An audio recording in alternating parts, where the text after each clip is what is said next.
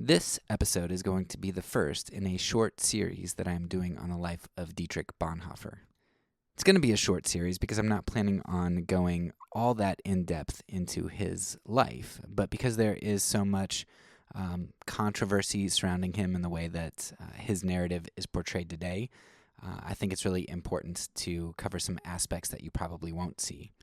In fact, the Bonhoeffer family, just in light of the new movie coming out, just released a letter signed by over 3/4 of the surviving Bonhoeffer family members saying that they really hate how Bonhoeffer's name is being used today by certain groups. This first episode then is going to try to clue you into the narratives that are surrounding Dietrich Bonhoeffer and the way that his story gets used, and understanding how his story gets used and what the different angles are going to be important as you sift through some of the different information that comes at you from different sources. Perhaps more than most of my other episodes, these episodes are going to be heavily resourced because I'm going to make a lot of claims and a lot of statements that I can't spend hours and hours going over here. So if you would make sure that you check out the show notes, that would be a great way for you to check me and to extend your learning. So, without further ado, here is our first episode in our series on Bonhoeffer.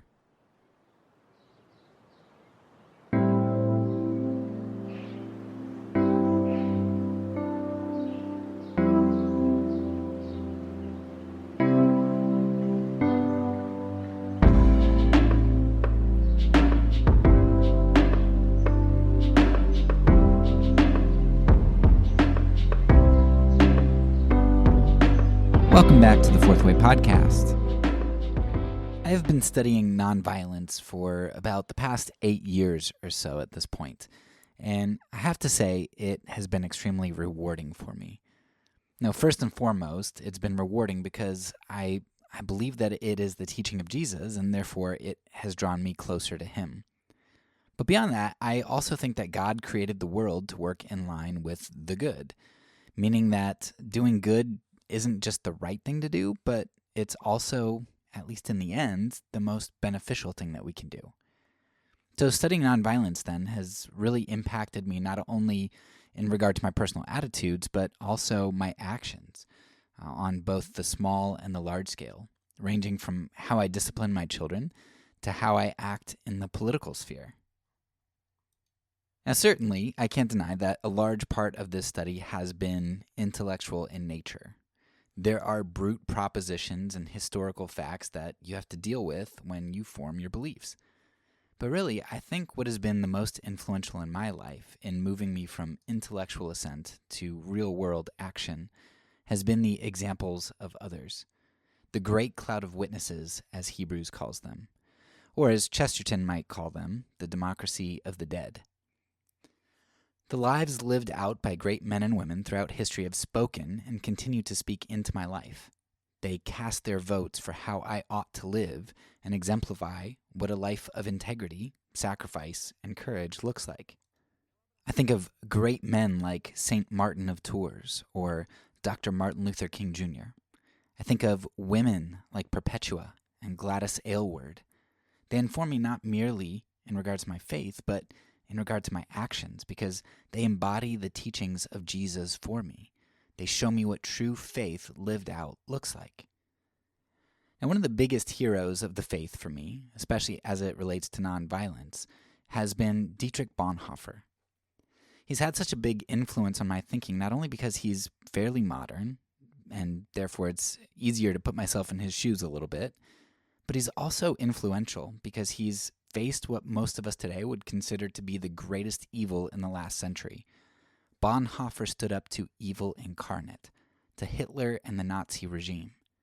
When the vast majority of his fellow Germans were rallying behind Hitler, including the majority of churches and churchgoers, Bonhoeffer saw Hitler and his hateful rhetoric for what it truly was. Now, I want Bonhoeffer in my cloud of witnesses. I want to be discipled by Bonhoeffer. I want him to cast his vote into my life, to shape my beliefs, to influence my actions. Of course, it's impossible for me to be discipled by Bonhoeffer today because, well, he's been dead for over 3/4 of a century now. but the story of his life and the text of his writings live on. So as best I can, I want to understand Bonhoeffer's heart. I want to evaluate his thinking and his decisions, and I want to emulate his practices, so that one day I too could choose to courageously stand up, speak out, and act in the face of great evil. Now, I'm not the only one who sees Bonhoeffer as a pillar of the Christian faith and an example to model. Many Christians, including many Christians who deny the principle of nonviolence, they hold Bonhoeffer in their cloud of witnesses as well. In fact, a new Bonhoeffer movie is being released in theaters this weekend, and it's expected to do very, very well. And it's going to be attended largely by American evangelicals, most of whom are not even close to espousing nonviolence. While Bonhoeffer has been highly esteemed among Christians of all stripes for a long time now, it seems as though there's a resurgence of Bonhoeffer fervor today, and not just in academic circles, like all the way down to the popular level. There could be a lot of reasons for why this is occurring. I mean, random biopics come out all the time because humans are drawn to real-world narratives. Yet I think there is a lot more to the current Bonhoeffer trend than meets the eye, and I want to dive into what I believe is helping to drive the market today, particularly the Christian market, to demand a film depicting the life of Dietrich Bonhoeffer. About 15 years ago, I was hanging out at a friend's house and I noticed a really thick book lying on the table. I asked my friend about it and he told me that it was the biography of Dietrich Bonhoeffer. The book was being acclaimed by the evangelical community as a fantastic piece of scholarship, a compelling read, and a vital story for Christians to know. It was the story of a man who, in the face of absolute evil, stood up to fight a tyrant when everyone else was cowering or fawning. It was the story of how Christianity empowers us to do the right thing, no matter the cost. How Christianity calls us to speak up and to act out, even if that means we sacrifice our lives, even when the rest of culture is walking off a precipice. It was the story of inspirational integrity. The author of that book, Eric Metaxas, had begun to grow in prominence in the evangelical world with his authoring of Amazing Grace, a biography of William Wilberforce, the man who many credit with the abolition of slavery. And with Metaxas' success in writing Amazing Grace, he moved on to write a biography of another hero of the faith, Dietrich Bonhoeffer. That biography has been a smashing hit in the evangelical community, and while the hype for it has waxed and waned over the years, as you can tell by the hype over the new Bonhoeffer movie, Metaxas has helped the hype for Bonhoeffer to climax now, as he has thrust Bonhoeffer forward as an exemplary Christian for all of us to model. And rightfully so. He is. But here's the thing. History is usually written by the winners, as they say. The history that is marketed and consumed tends to be written and read by those in control, or those with a voice, those with the stories that other people want to hear, or who at least tell the stories as others want them heard. As a student of history, this makes me wary of stories for which others are clamoring, and stories that are told in booming voices. The louder a story is, the more I tend to question it. And the story of Dietrich Bonhoeffer is now rising to a crescendo, and I find myself asking, is this really his story? In today's episode, then, I want to explore the stories of Dietrich Bonhoeffer. The one you want to hear and have heard, as well as the one you probably don't want to hear. And in fleshing out the story of Bonhoeffer, we'll also be looking at the great consumer and purveyor of the current Bonhoeffer narrative.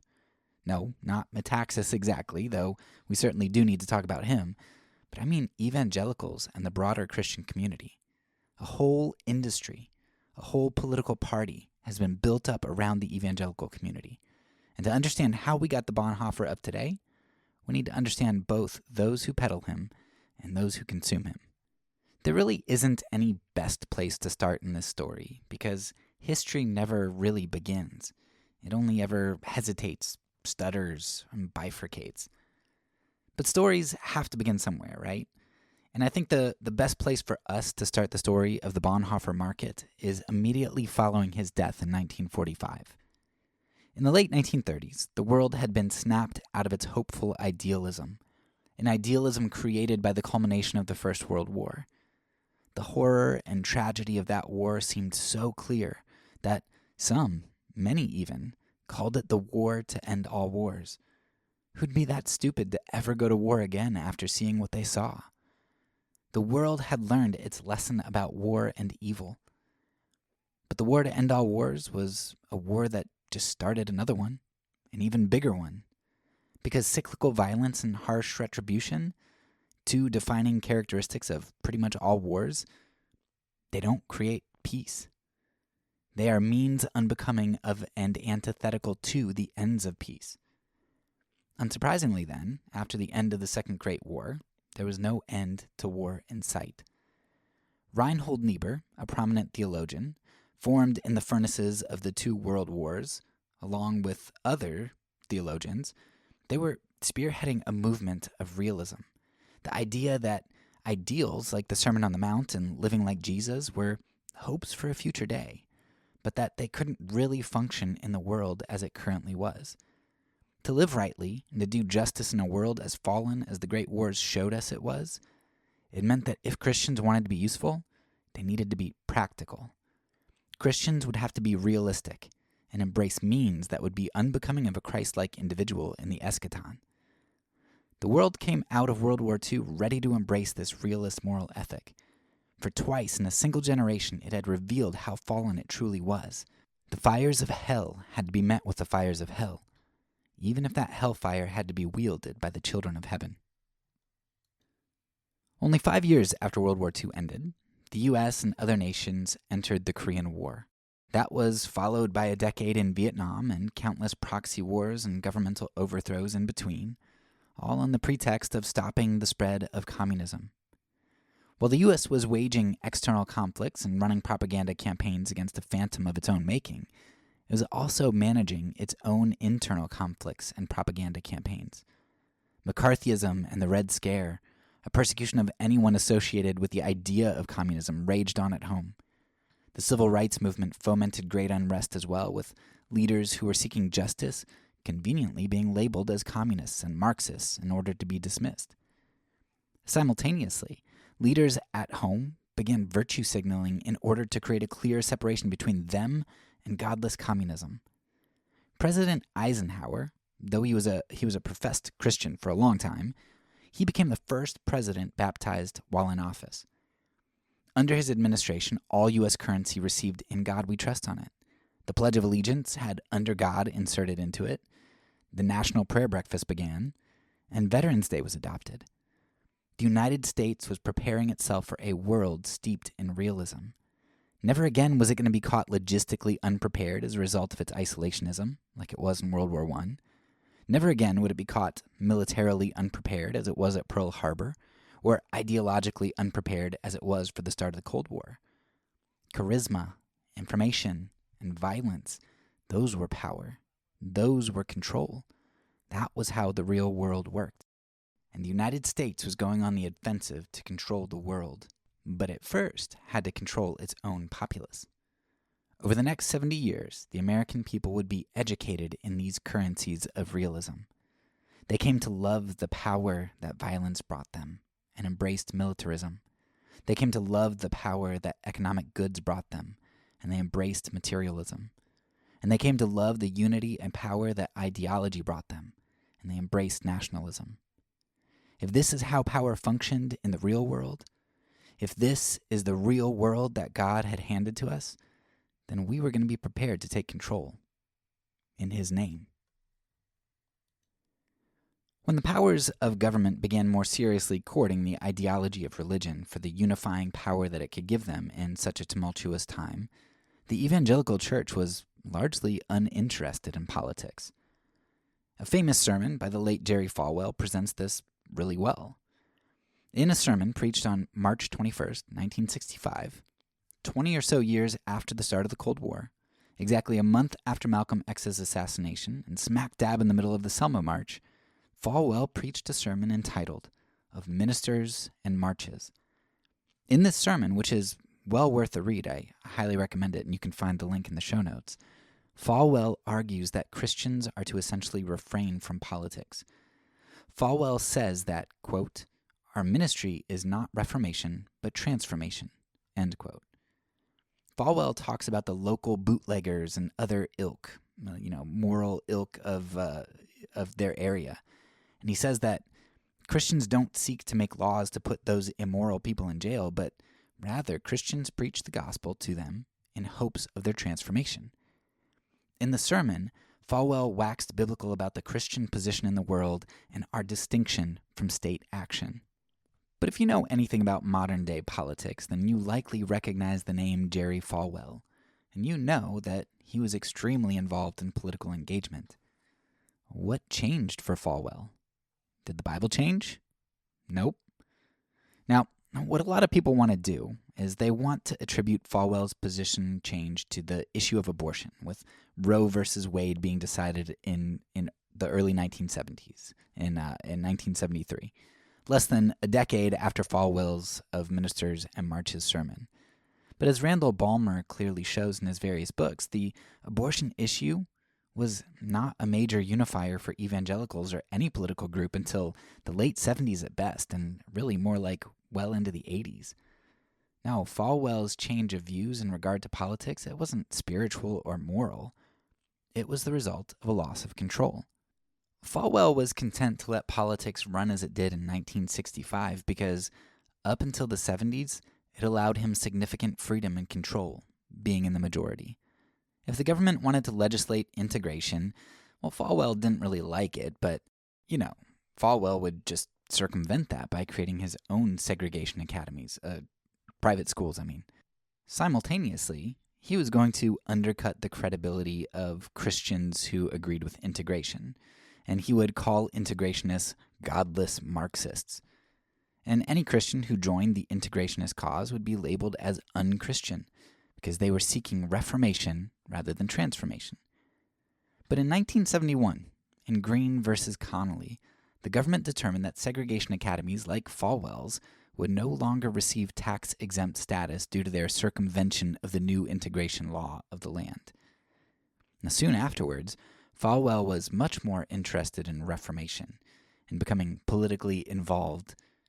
You can see this very clearly by looking at the Falwell family papers made available through Liberty Online, where he calls things like the Equal Rights Amendment a, quote, satanic attack upon the family, end quote. While Falwell began seeking reformation in 1973 in regard to tax exemption and the freedom to discriminate, he didn't preach his first sermon against abortion until 1978, 5 years after Roe versus Wade was decided.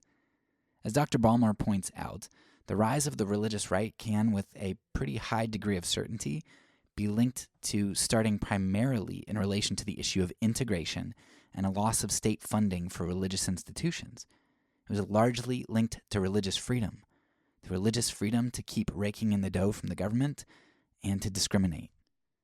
The late 70s saw the rise of the religious right and neoconservatism.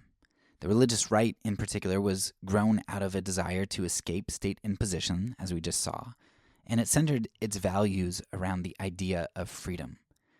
Really, though, it was a negative freedom in particular, a freedom from, specifically from governmental oversight and restriction. But it was also a group which sought to impose its views on others. It was all well and good for evangelicals to abstain from politics when things were going their way, when they were getting kickbacks from the state.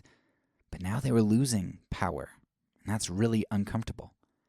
If they were going to enter politics to preserve what power they had remaining, they may as well use the power they sought to obtain to garner even more power and more prestige. Thus, evangelicals were thrust into politics throughout the 70s and rose to prominence as a solid voting base candidates sought to appease.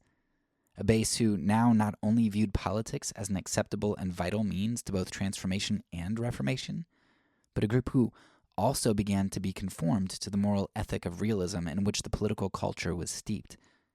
Power required winning, and winning in such a tumultuous world required compromise. One of the first major tests evangelicals were faced with was in choosing whether to vote for a fellow evangelical and seeker of relative peace, Jimmy Carter, or voting for a cultural Christian, at best, a movie star, playboy, racist, hawk, and Ronald Reagan. The Christian realists were quick studies and, of course, chose power. they selected Reagan. Reagan was a president who ran his campaign with some strong racist signaling to his supporters that he was pro-white, beginning in a small location of Philadelphia, Mississippi, one day short of the 16th anniversary of the murders of 3 civil rights workers there, and running on a platform of states' rights. Now, you can't really send a much stronger signal than that, can you? So, who was this man that the Christian realists chose? Well, they chose a man who would prevent the release of Iranian hostages under Carter, prolonging their captivity in a deal that has become known as the October Surprise. And he did this in order to make Carter look weak and himself look strong so he could win the presidency. During his time in office, the president was also responsible for the Iran-Contra affair, in which weapons were sold to Iran, our huge enemy that everybody has hated in the United States for so long and says is the epitome of evil in our world. Reagan sells them weapons, the proceeds of which went to the Contras in Nicaragua, a group who massacred tens of thousands of civilians.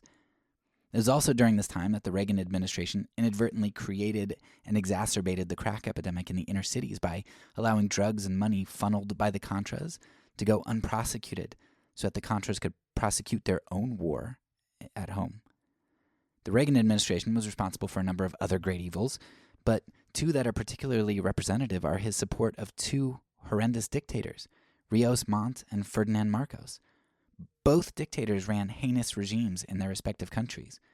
Whereas Carter had pulled funding from Montt because of what he was doing, Reagan reinstated it so that Montt could continue his brutal regime. And as for Marcos of the Philippines, his own people overthrew him, but he escaped his island aboard a U.S. plane thanks to his friend, Ronald Reagan. Marcos lived out his days with all of his stolen money from his people with U.S. support on the quaint U.S. islands of Hawaii. And Christian realists voted for this man twice. And still, knowing what we know today, all of this stuff, that, some of which wasn't known at the time, like we know that, and Christian realists want to go back to that time, and they claim that President Reagan was the best president in their lifetime, if not ever. Reagan is extremely revered because he used power. He got us control. This is the legacy of the first president that you can probably attribute to the moral majority having helped to win. But the realism that Christian evangelicals were voting for was not, in fact, reality. The drug problem that Reagan created largely in the inner cities didn't impact Christian evangelicals for the most part because most of them were in the suburbs. They never saw it. They also never saw the massacres in South and Central America because those who were killed were undeserving of mercy, and anybody who sought mercy at the border should just stay on the other side of the border. They were the undeserving poor, equivalent to the welfare moms that the Reagan administration caricatured. And they were socialists, perhaps the least deserving of all. In reality, many of those killed in Central and South America, they were Christians, fellow Christians. The truth was that in taking on politics, evangelicals took on realism. And in taking on realism, this violent, chaotic world is what they created. And if not created, at least perpetuated, at least became complicit to. And the next 4 decades would see 2 Iraq wars and the killing of 500,000 Iraqi children. A 20-year, fruitless war in Afghanistan, a fight against so-called terrorism leading to the rise of the surveillance state, a Russia, China, and North Korea encircled by NATO and U.S. alliances, strangled and threatened by U.S. encroachment, and therefore posturing bellicose, a blind allegiance to Saudi Arabia and Israel, providing each with carte blanche to oppress and murder those they deem inconvenient or impediments, and a world ever on the brink of war. This is what the realists got us. In embracing realism, they created the reality that we now live in, this product of the self-fulfilling prophecy that realism is. You fight fire with fire, and you find that everything burns down. But the terrible global conditions that we have now produced in part by evangelical realism, is not the only terror that has been produced. Not at all. The embrace of realism by evangelicals has also contributed to the Kierkegaardian existential terror of despair that is so prevalent today. Spiritual nihilism. See, I grew up in the church. I went to a Christian school. I often went to church 3 times a week. I attended missions conferences. I had almost exclusively Christian family and friends. I attended a Christian college. I was and still am steeped in evangelicalism. I was taught that God is love. I was taught that integrity mattered. I was taught not to judge. I was told that the world out there, that the world that the unbelievers were trying to sell me, that wasn't true reality. Now, the material wasn't bad, we didn't say that, but their values, their ideas, the virtues that they tried to sell me, they weren't real. There was no substance to them. Jesus was true reality. Loving enemies was true reality. Uncompromising faithfulness was true reality. But when the portcullis of my Christian school was raised and the children of evangelicalism entered the world to proclaim the true reality of the true kingdom that they had been taught to believe, they were shot with arrows, not by the world, but with arrows in their backs coming from their own side. Love the foreigner and the immigrant? No. Keep them out and terrorize their country for personal security and gain. Support victims of the AIDS crisis? Hell no. Ostracize them from your communities and proclaim God's judgment on them. Support unwed mothers? No. Be the first to throw stones for sexual promiscuity. Unless it's the sexual indiscretion of your party's candidate or charismatic leader, of course. Promote peace? Nope. Support war. Refuse to support injustice? No. Support the atrocities of our allies. And the list goes on and on. We, the children of evangelicalism, were taught that the kingdom of Jesus was the true reality that was to guide our actions in uncompromising integrity. But by our parents' embrace of an antithetical reality, they showed us what they truly believed. For much of my adult life, people have been trying to figure out why those raised in the church are leaving. Why aren't the children living out the faith of their parents? Theories abound in the evangelical community as to why the children are apostatizing. It's colleges, liberal professors. The generation is shallow. This generation is materialistic. This generation is too soft and sentimental. They only think with their heart. A few of those theories end up getting at what I think is, by and large, the reality. Anecdotally, I've found that the children who have left evangelicalism have done so often due to the exact same void evangelicalism so often leaves in me. A void of authenticity. If Jesus isn't real, if his teaching doesn't relate to the real world, if it doesn't supersede the artificial reality the world has to offer, then it's worthless. Philandering televangelists know that Jesus is worthless, which is why they wear 2 faces. Materialistic megachurch leaders know that Jesus is worthless, which is why they try to worship both God and mammon. Nationalistic fundamentalist churches know that Jesus is worthless, which is why they crucify him for the fatherland. Better that one man die for the people, that the nation and the church be saved, right? Realist evangelicalism told its children an insufficient and quaint story at best, and a dissonant and hypocritical one at worst. Their story has nothing to offer that the world can't offer. And in fact, the world has more. Because if I have to choose between living like the world in most ways, but being chained to what remains of Jesus' ethic, which for evangelicalism is mostly just a seeming puritanical sexual ethic unless you rise high enough in the ranks to be immune from that charge. If Christianity is essentially just the same thing as the world, but with one extra chain, then why not just drop that and go all in with the world and not have to be a hypocrite on all the other stuff that Jesus said? And that really is most of what's different about the evangelical reality as compared to the world's reality, isn't it? I mean, the sexual ethic. Don't be gay, don't have sex unless it's with your spouse, or unless you have a good organization, diaconate, or enough hush money that can brush it under the rug. For the greater good, of course. To protect Jesus' name, of course. Other than that, the evangelical Jesus doesn't touch our money. He doesn't touch our love for the foreigner, unless it's in objectifying them through missions work or low-cost labor. He doesn't touch our violence or hatred for our enemies. So why are the children leaving the church? Well, if you ask me, the children of evangelicalism have realized that Jesus is a vestigial organ. He's an appendix. He only matters at the end of time, but not right now. So if that's the Jesus that evangelicalism offers, if all he really does now is to serve to inflame bigotry, let's just do the surgery and excise him completely.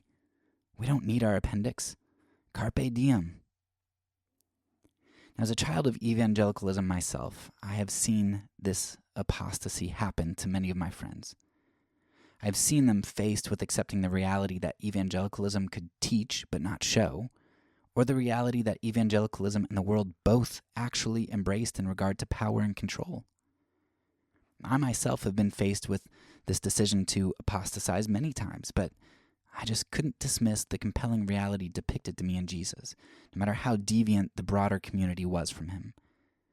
When I read Jesus, he was compelling, even if many of his storytellers were not. And all of that brings us back to the story of Dietrich Bonhoeffer. While Bonhoeffer was waiting the unknown, sitting in prison, he wrote something that resonates with me so completely at this moment in history. Bonhoeffer, he wrote the following, quote, "I often ask myself why a Christian instinct often draws me more to the religionless people than to the religious, but which I don't in the least mean with any evangelizing intention, but I might almost say in brotherhood. While I'm often reluctant to mention God by name to religious people, because that name somehow seems to me here not to ring true, and I feel myself to be slightly dishonest. It's particularly bad when others start to talk in religious jargon. I then dry up almost completely and feel awkward and uncomfortable. But to people with no religion, I can on occasion mention him by name quite calmly and as a matter of course." End quote. So, in this statement, Bonhoeffer is saying that he identified more with the unbelievers a lot of the time than with believers. He identified with apostates who walked away from the church more than he identified with those who took the name of God in vain, saying his name on Sunday but espousing German nationalism the rest of the week, declaring their pious Christianity while refusing to help the foreigner and the outcast, the Jew. The name of God meant nothing to so many inside the church, but to those whose consciences weren't seared and ears not acclimated to the name of God, to them Bonhoeffer could sometimes feel kinship, a brotherhood. I so often feel the exact same way today. The children of evangelicalism who have apostatized often didn't leave Jesus. They left the church in order to hold on to Jesus. The choice was Jesus or the church. Much of the evangelical church thinks that, the apostates have thrown away their salvation, because to the church, salvation is clinging on to the apocalyptic Jesus, the Jesus who saves at the end. But for many of those who apostatized, they embraced the Jesus who brought the kingdom now, the Jesus who saves now, who saves us from our hatred, our oppression, our bigotry, our violence, the Jesus who saves us from ourselves, who gets us to look beyond ourselves to the other, not to make Germany great again, not to make America great again, not to preserve my materialism, not to remain in my heaven that I create through my political party or my power, but rather to not count equality with God as something that I can grasp, but to empty ourselves for the sake of other, in service to God, in submission and humility. They couldn't hold on to the apocalyptic Jesus who offered some distant hope divorced from reality now.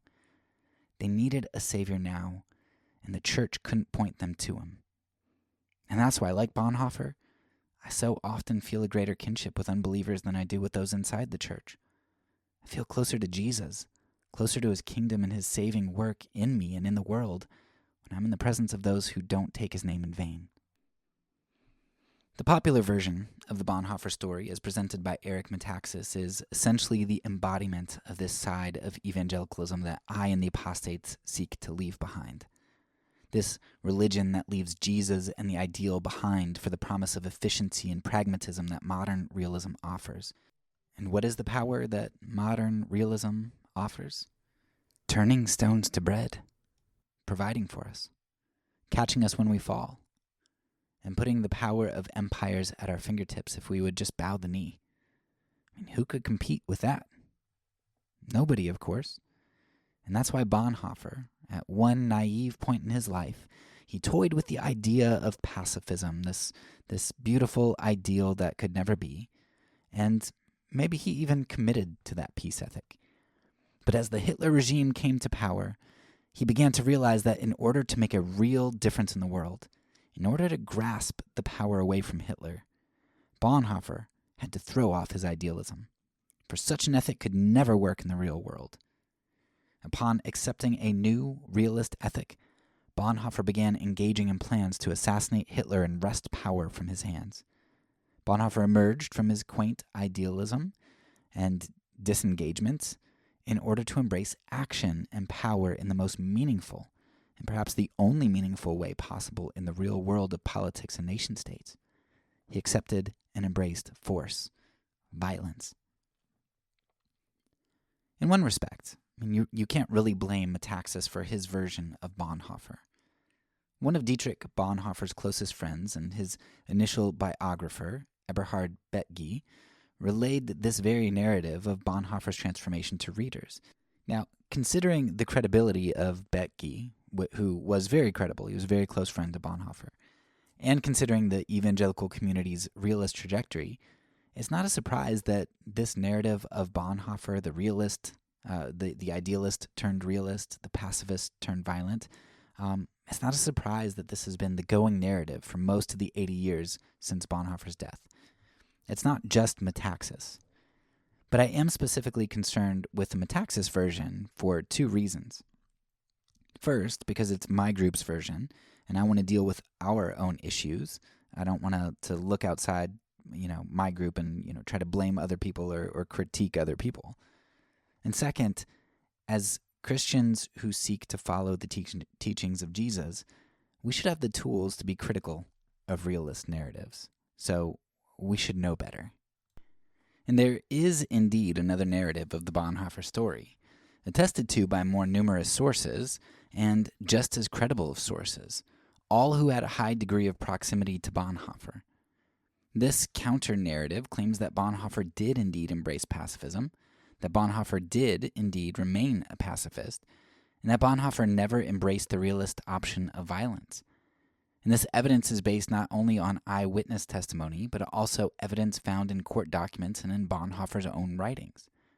But this is a case that few have wanted to hear over the decades. They haven't wanted to hear it because most people are realists.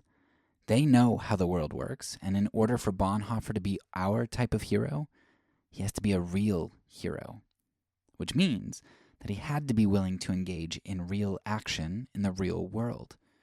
Actions that had the potential to actually do something of significance. A pacifistic Bonhoeffer, on the other hand, would not only fail to be an inspiration to realists, he would be an indictment. An indictment that their reality was a false one, or at least one that ought to be called into question. But this case for Bonhoeffer's pacifism isn't in the purview of this episode. I have an episode planned with a Bonhoeffer scholar who has written about Bonhoeffer's pacifism, Dr. Mark Nation, and we're going to flesh out that case in more detail, hopefully sometime in the next few weeks. But here, I want to explore the real-world ramifications of how we form and accept narratives like those of Bonhoeffer. Why does it matter how we embrace his story? We've already discussed the broader history of evangelical politics in the last 80 years. At this point, I think it's helpful for us to zoom into the last decade of evangelicalism, and more specifically, at Eric Metaxas himself as a representative of this movement. If you're not familiar with the name Eric Metaxas from the Bonhoeffer biography, then you may have become familiar with him in the past few years because of his close association with far-right politics and the Trump campaign. As Metaxas was a part of Trump's spiritual council, and he's been rubbing shoulders with influential Republicans and other far-right leaders.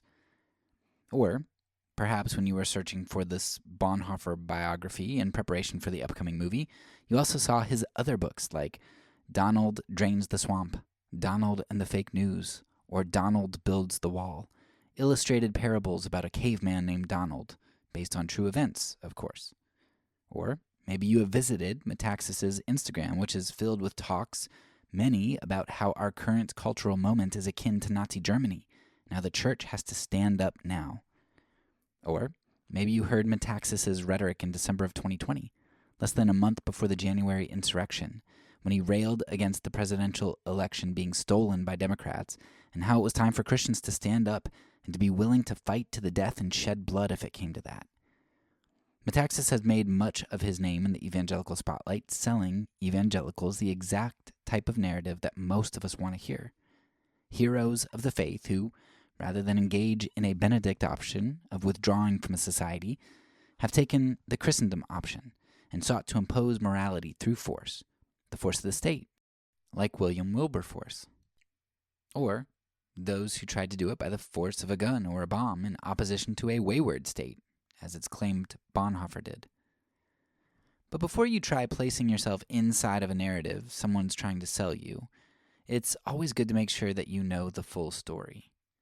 If we dig into the history of Metaxas' first narrative, for example, that of William Wilberforce, the transatlantic slave trade and the abolition of slavery, you'll find that the story of Wilberforce and abolition is much more fraught with compromises and much less singly impactful than evangelicals in general, and Metaxas specifically, would have you believe.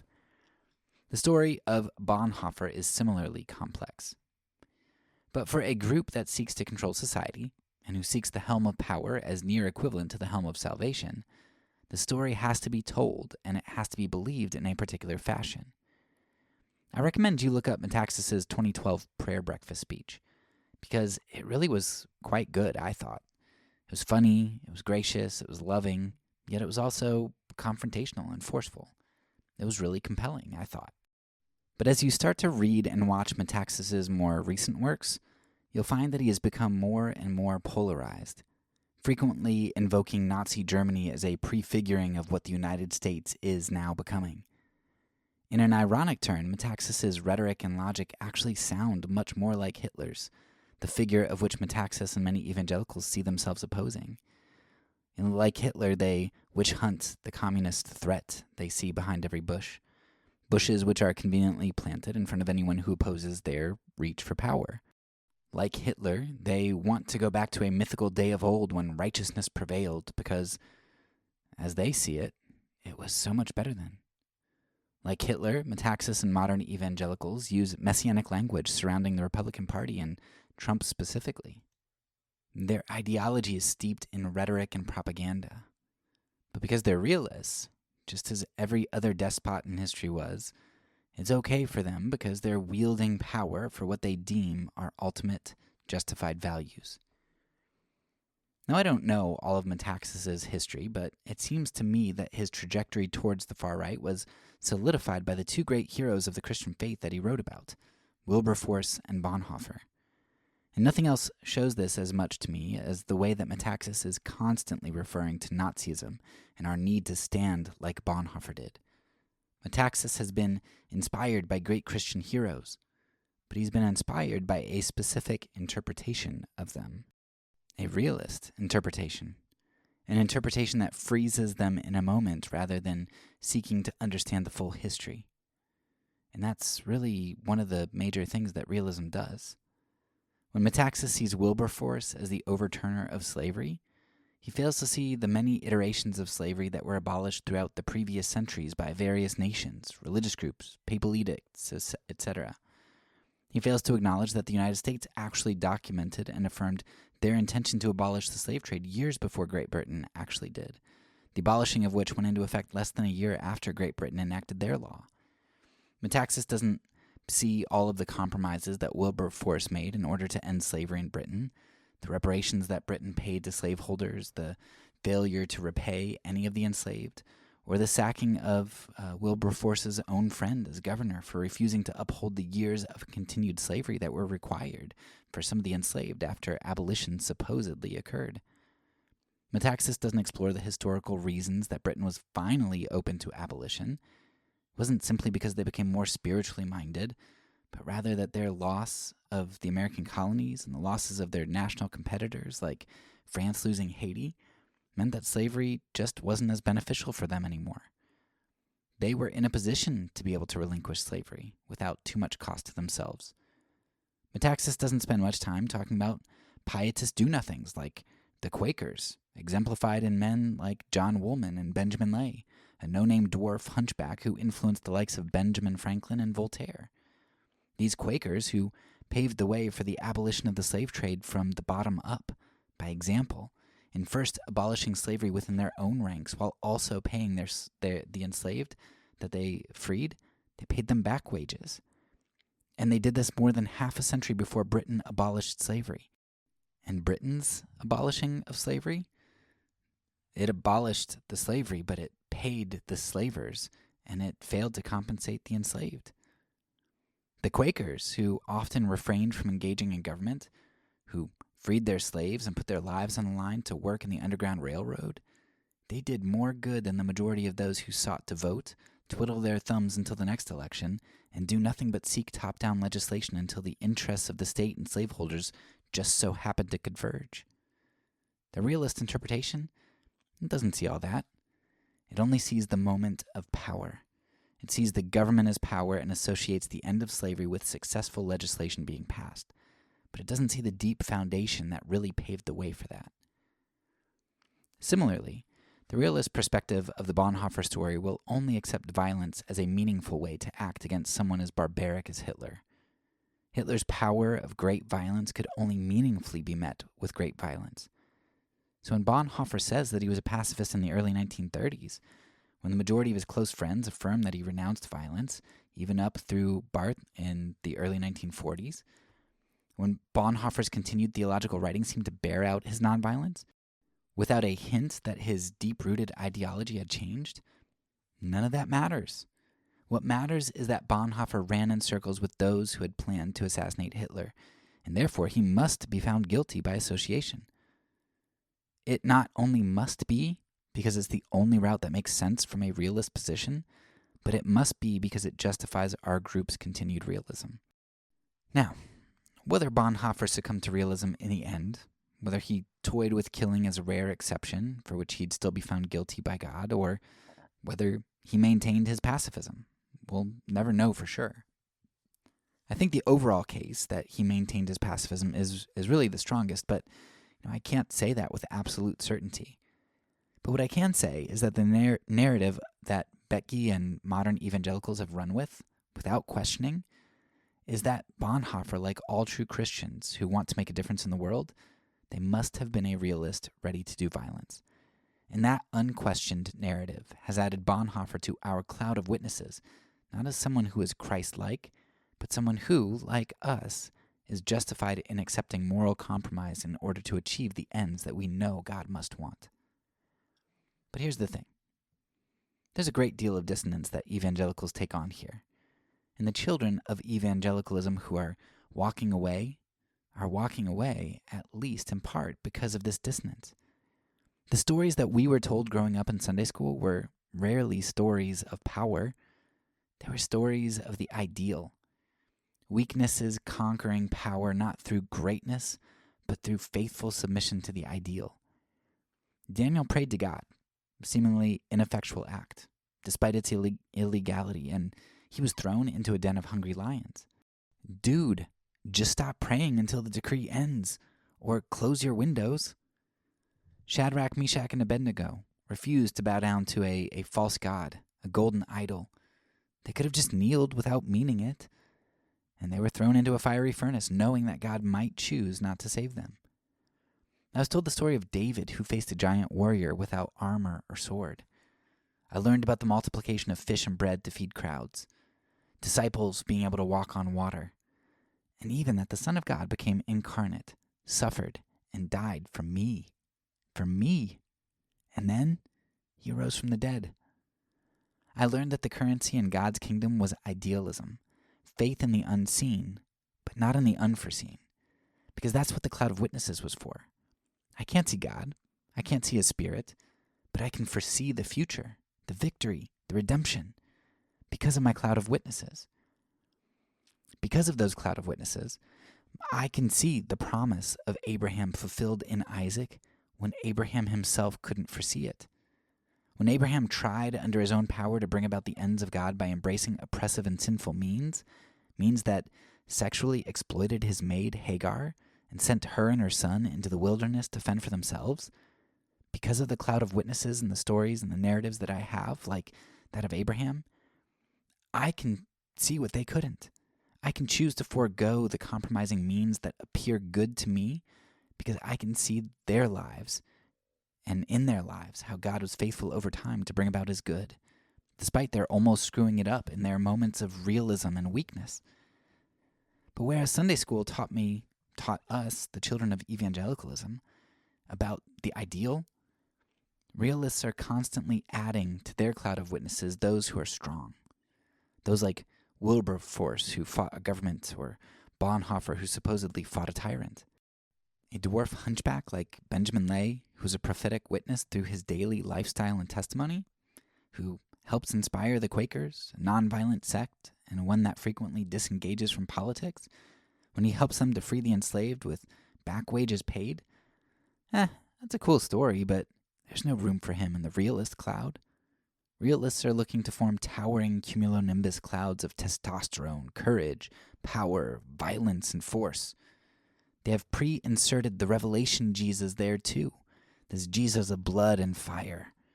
They love the power of their cloud, and it drives them towards destruction. What they fail to see is that the ideal is truly power. Take Jesus, for example. He ought to be a part of our cloud of witnesses. In fact, Hebrews 12 culminates the chapter 11, the Hall of Faith, by pointing to Jesus. And we should even have Revelation Jesus there too. It's just that Revelation Jesus isn't the Jesus that realist narratives reveal to us. At the beginning of the book of Revelation, the author overturns the realist expectation. He tells us that Jesus is a fierce lion, the Lion of Judah. But when we look again, we don't see the lion anymore. The lion's disappeared. What we see is a lamb. For the rest of the book, a lamb who was slain. A lamb who conquers, yes, but who conquers by his own blood. The revelation is not so much the revelation of future end times, though, there are parts of that in there, because the book itself tells us at the beginning that it's the revelation of Jesus the Christ, and that those who hear and keep those words, which assumes that we can act on them, will be blessed. The church in Revelation is called to conquer in light of that revelation of Jesus, to conquer in like fashion to their Savior, in the fashion of the Lamb who was slain.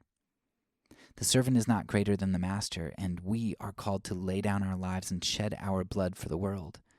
For as Tertullian said, the blood of the martyrs is the seed of the church. For followers of the revealed Jesus, then, we form a cloud of witnesses, but not cumulonimbus clouds of power, the power to bring death and destruction through lightning, hail, and winds. Rather, we form nimbostratus clouds, low-hanging, thick clouds that cover the whole sky as far as you can see. These clouds produce long, steady rain that allows the soil to drink in the life-giving water. And though these storms lack the power of strong winds or lightning or hail, they're more powerful than the fleeting cumulonimbus clouds that dissipate quickly. They are more powerful because they produce life, and they produce it indiscriminately as the rain falls on the just and the unjust alike, because that's what God is like. The story of Bonhoeffer's struggle under the Nazi regime is a beautiful but tragic one, and we have to choose how it is that we want to accept him into our cloud of witnesses. The broader evangelical community has, for decades, incorporated Bonhoeffer into their cloud of witnesses as a life which they use to justify their continuing slide towards theocratic tendencies, towards force, towards political violence, towards the ultimate end that realism inevitably produces, destruction. But there is also an opportunity for us to revisit the story of Dietrich Bonhoeffer, as well as that of all the others that we incorporate into our cloud of witnesses, who give us a vision for the future? How can they embolden us to embrace the life-giving means of Jesus and to trust God to bring about the end? Unfortunately, as always seems to be the case, it is the winners, the realists, those embracing a power-over mindset, who are writing history right now.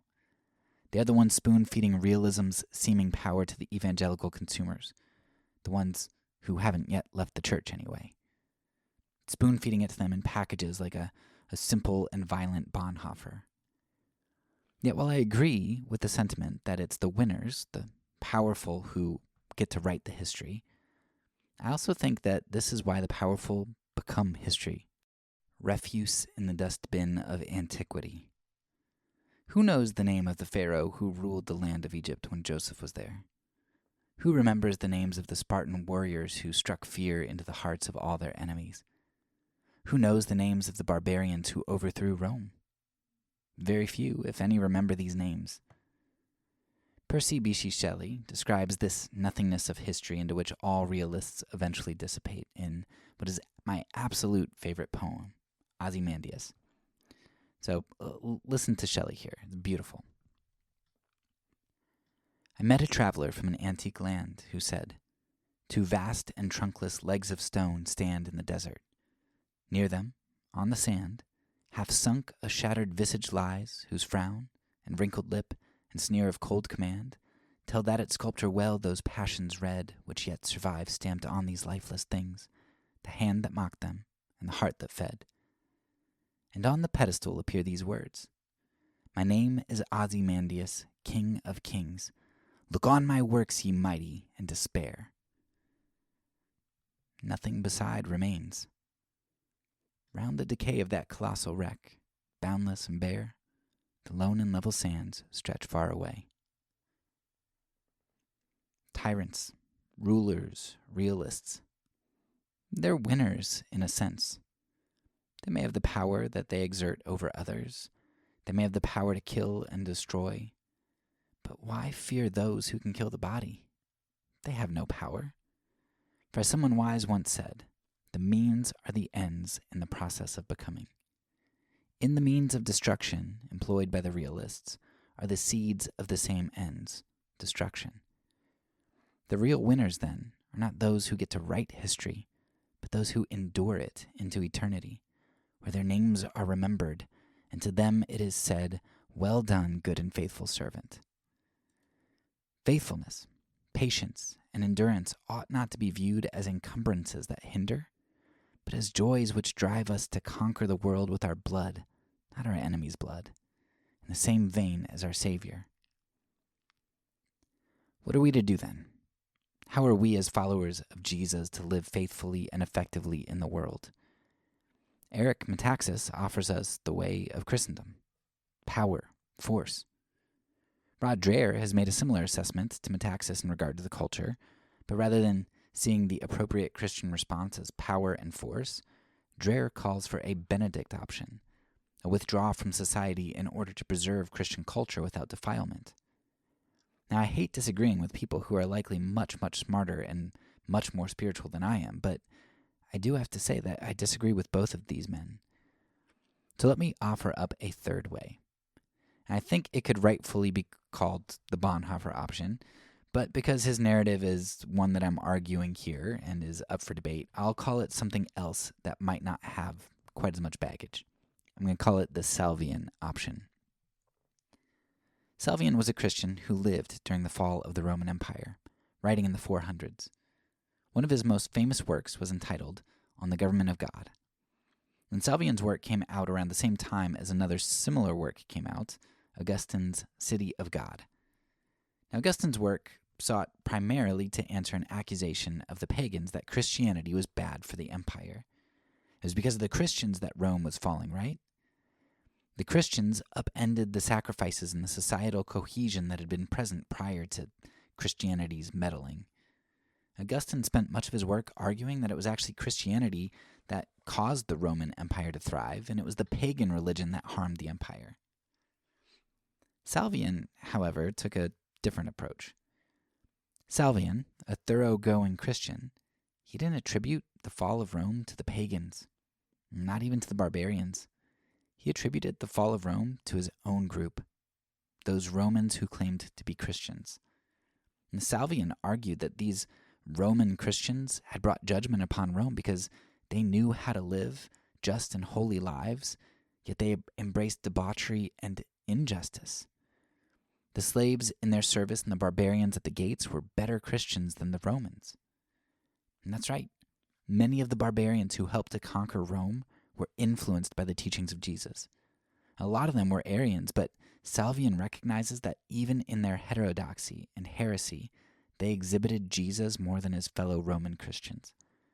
Because following Jesus isn't just about how one thinks. Salvian recognized that it's significantly about how one acts.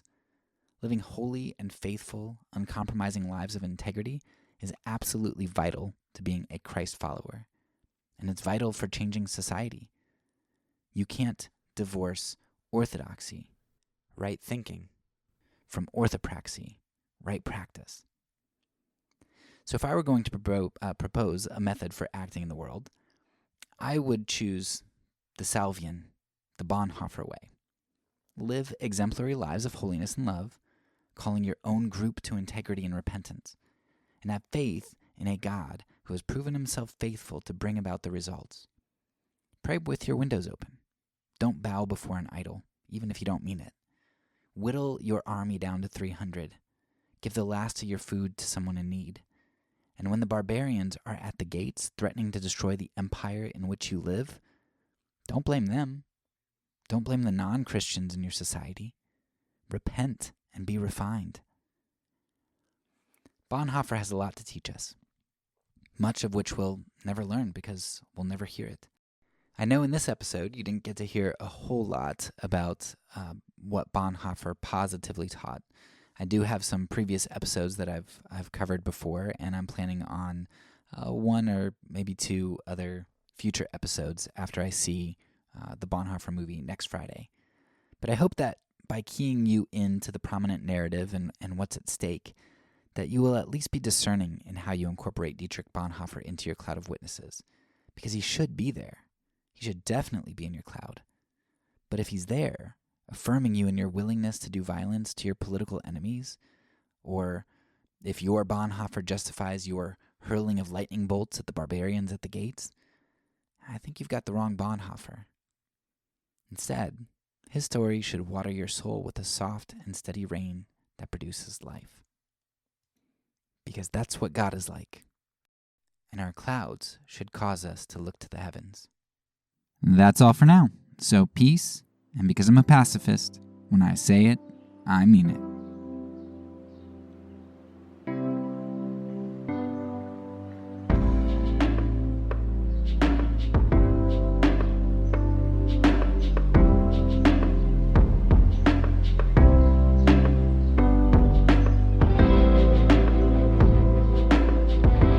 This podcast is a part of the Kingdom Outpost Network.